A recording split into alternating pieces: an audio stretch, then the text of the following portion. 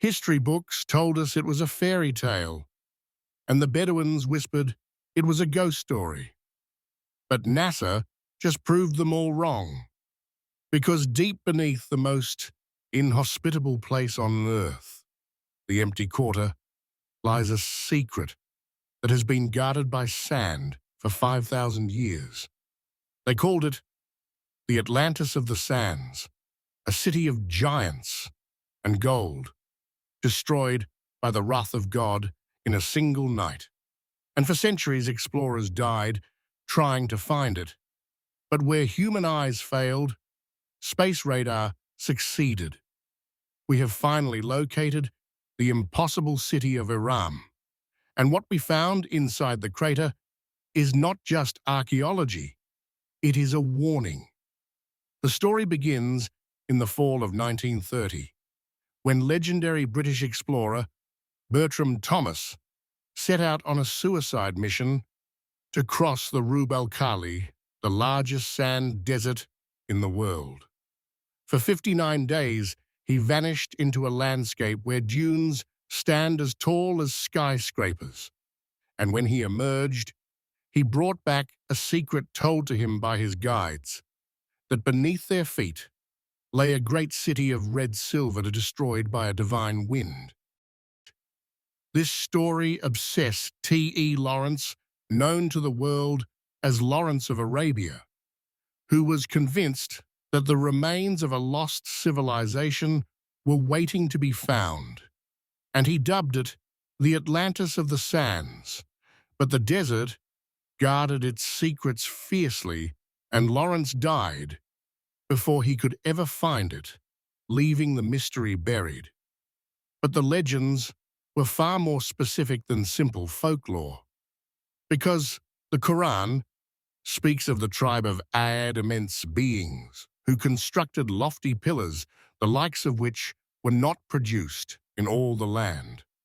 Under their tyrannous king Shaddad, they defied the divine, believing their city was invincible, and according to the texts, their hubris summoned a screaming wind, a cataclysmic 7-night sandstorm that swallowed the entire civilization whole, leaving no trace but the howling wind.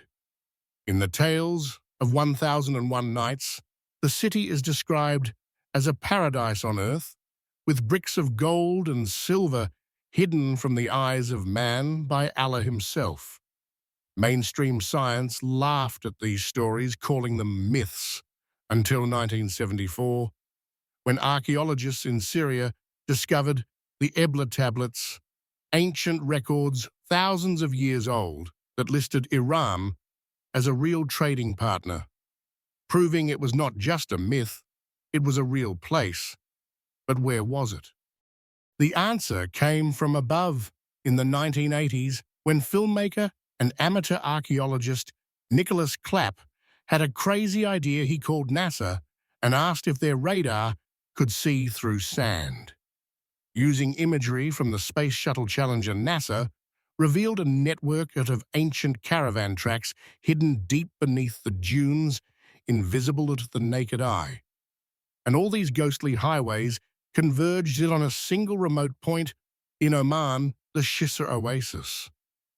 When the team finally dug at that spot in the 1990s, they hit the top of enormous fortress walls and 8 towering limestone pillars. They had found Ubar, the Iram of legend. But the excavation revealed a terrifying truth that matched the ancient curses perfectly, because the city had not just been abandoned, it had been destroyed by a geological catastrophe.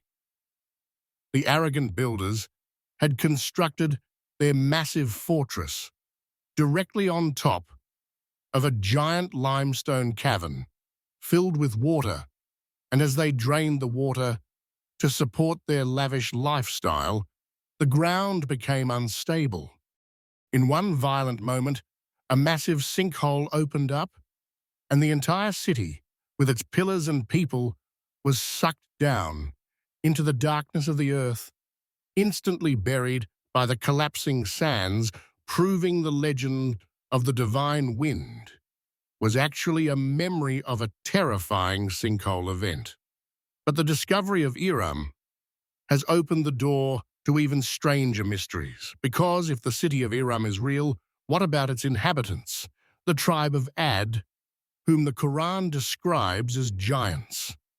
Recently, utilizing Google Earth, researchers have found thousands of mysterious stone structures called mustatils scattered across Saudi Arabia's lava fields, and some of these are 7,000 years old, older than the pyramids and Stonehenge. Local tribes call them the works of the old men, and the scale of these structures implies a workforce of immense power. Could these be the physical evidence of the Nephilim, or the Jinn, the ancient giants mentioned in so many holy texts? As we stare at the satellite images of tracks leading to nowhere, we are forced to ask if Iram of the Pillars was real, hidden under the sands for 5,000 years. What other mythical civilizations are waiting right beneath our feet, just waiting for the right technology to see them? The desert has finally given up one of its greatest ghosts, but how many more remain in the obscured past, waiting for us to uncover the forbidden truth? If you enjoyed uncovering this lost chapter of human history, make sure to subscribe to The Obscured Past. We dig deep into the mysteries that mainstream science refuses to touch, so hit the like button and ring the bell so you never miss a revelation. Until next time, keep questioning everything.